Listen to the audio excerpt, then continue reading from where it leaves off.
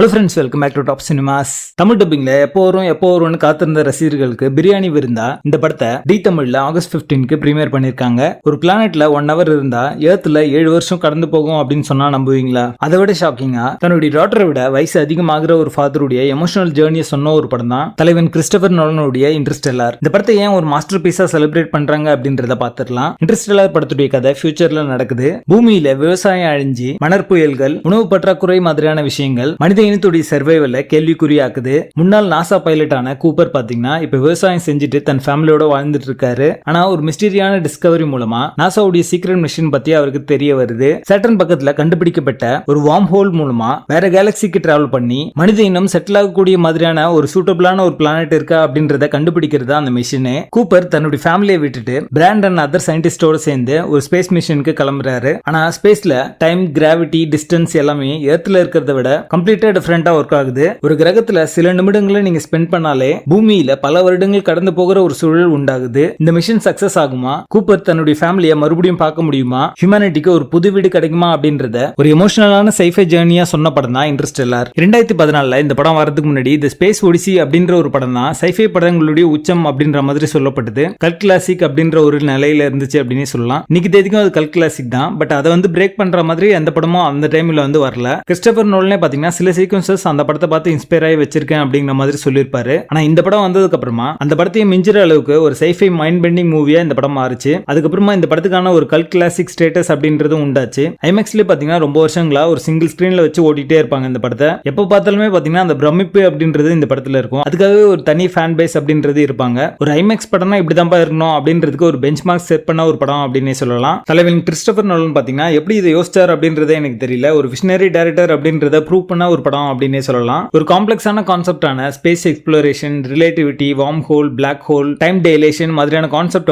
ஒரு science class மாதிரி புக்கிஷா சொல்லிட்டு போயிடலாம். பட் அது ஒரு விஷுவல் சினிமாட்டிக் எக்ஸ்பீரியன்ஸா இந்த படத்துல கொண்டு வந்திருப்பாரு. அதுதான் இந்த படத்துடைய பெரிய பலம் அப்படின்னே சொல்லலாம். இவ்வளவு பெரிய பெரிய கான்செப்ட் இருந்தாலுமே இந்த படத்துடைய பேஸ் என்ன அப்படின்னு பாத்தீங்கன்னா அப்பா மகளுடைய அந்த பாச பிணைப்பு அப்படின்னே சொல்லலாம். அதுதான் இந்த படத்துடைய heart of the movie. Cooper மனித இனத்தை காப்பாற்றுவாரா அப்படின்றத தாண்டி தன்னுடைய மகளோட மறுபடியும் சேருவாரா அப்படின்ற அந்த கான்செப்ட் பாத்தீங்கன்னா ரொம்ப நல்லாவே ஒர்க் அவுட் ஆயிருந்தது இந்த படத்துல. டைமால ஃபாதர் டாட்டர் 2 பேரும் பிரிஞ்சு இருக்கிறதும் அவங்க சந்திக்கிற அந்த சீக்வன்ஸ் எல்லாமே பாத்தீங்கன்னா ரொம்ப இன்ட்ரெஸ்டிங்கா இருக்கும் பார்க்கிறதுக்கு. மேத்யூ மெக்கானஹே பாத்தீங்கன்னா ஒரு பெஸ்ட் பெர்ஃபார்மன்ஸ் கொடுத்திருக்காரு அப்படின்னே சொல்லலாம். இந்த மொத்த படத்தையுமே ஒரு ஆக்டிங் மூலமா ரொம்ப நல்லாவே எலிவேட் பண்ணி காமிச்சிருப்பாரு. இந்த படத்துடைய செல்லிங் பாயிண்ட் என்ன அப்படின்னு பாத்தீங்கன்னா ஸ்பேஸ்ல இருக்கிற அந்த சீக்வன்ஸ் எல்லாமே தான். வார்ம் ஹோல், கார்கேச்சுவா மாதிரியான விஷயங்கள்லாம் பிக்டோரியலா காமிச்ச விஷயம் பாத்தீங்கன்னா ரொம்ப நல்லாவே இருக்கும். ஒரு பிளானட்ல ஸ்லோ மோஷன்ல சுனாமி வர மாதிரி காமிக்கிற அந்த சீக்வன்ஸா இருக்கட்டும், வேற ஒரு டைமென்ஷன்ல ஒரு மாட்டிக்கிட்டு அந்த லைப்ரரி சீக்வன்ஸ் மாதிரி காமிப்பாங்க அந்த சீக்வன்ஸா இருக்கட்டும், சேட்டனுடைய ரிங்ஸ் எல்லாத்தையும் பாத்தீங்கன்னா கிறிஸ்டல் கிளியரா ஷோ பண்ற அந்த சீக்வன்ஸ் எல்லாமே பாத்தீங்கன்னா ஒரு விஷுவல் ஸ்பெக்டாக்கிள் அப்படினே சொல்லலாம். இந்த படம் பார்த்துட்டு வெளியே வரும்போது நீங்க ஸ்பேஸ்க்கு போயிட்டு வந்த ஒரு ஃபீலை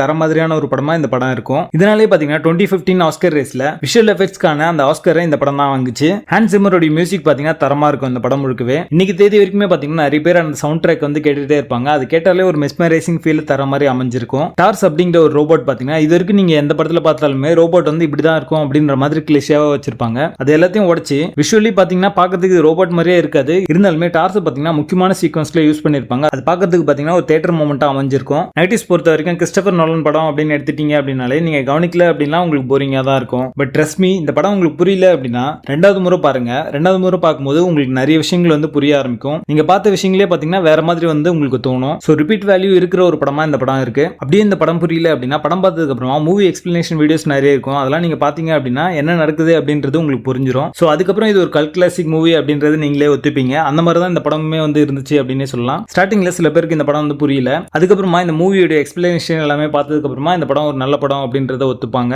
சோ கிறிஸ்டோபர் நோலன் படம் அப்படின்னு எடுத்துட்டீங்கன்னா முதல்ல புரியலன்னு வாங்க. அதுக்கப்புறம் பாத்தீங்கன்னா திரும்ப பார்க்கும்போது ஓகே ஒர்த்தான படம் தான் அப்படின்னு ஒத்துப்பாங்க. சோ அந்த மாதிரி கேட்டகரியில தான் இந்த படமே வரும். நீங்க படத்தை கவனமா பாத்தீங்க அப்படின்னா இந்த படத்துல பேசிங் நல்லா தான் இருக்கும். பெருசா டல் மூமெண்ட் அப்படின்றது இருக்காது. 2014 வெளியான one and only masterpiece மூவியா இந்த படம் வந்திருக்கு. மோஸ்ட்லி எல்லாரும் இந்த படத்தை பார்த்திருப்பீங்க. பட் பார்க்கல அப்படின்னா உங்களோட லைஃப் டைம்ல மிஸ் பண்ணக்கூடாத ஒரு படமா இந்த படம் வந்திருக்கு அப்படின்னு தான் சொல்லுவேன். இது ஒரு டாப் சினிமா, மிஸ் பண்ணாம பாருங்க. இந்த படம் இப்போ ஜியோ டிவி பேக்கப்ல அவைலபிளா இருக்கு. செக் பண்ணி பாருங்க. எவ்வளவு நாள் அவைலபிளா இருக்கும்னு தெரியாது. இருக்கும்போதே பாத்துக்கோங்க. படத்துல அடுத்த இந்த படத்தை நீங்க ஃபேமிலியோட பார்க்கலாம். இன்டர்ஸ்டெல்லார் படத்துக்கு எங்களோட ரேட்டிங் 10 out of 10.